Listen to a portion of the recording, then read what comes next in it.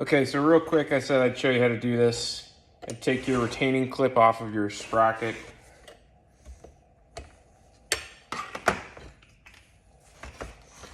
Pull your washer.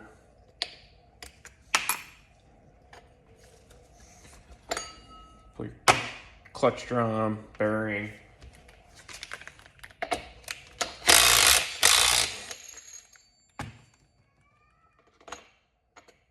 There's your clutch, you got a washer, boom.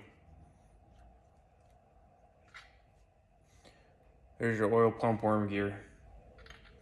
You just want to check to make sure that this is still tight, that the end of this isn't worn and is still grabbing on the outer clutch drum the way it is. If the threads are boogered, any of that, this guy needs to be replaced and it won't drive the pump.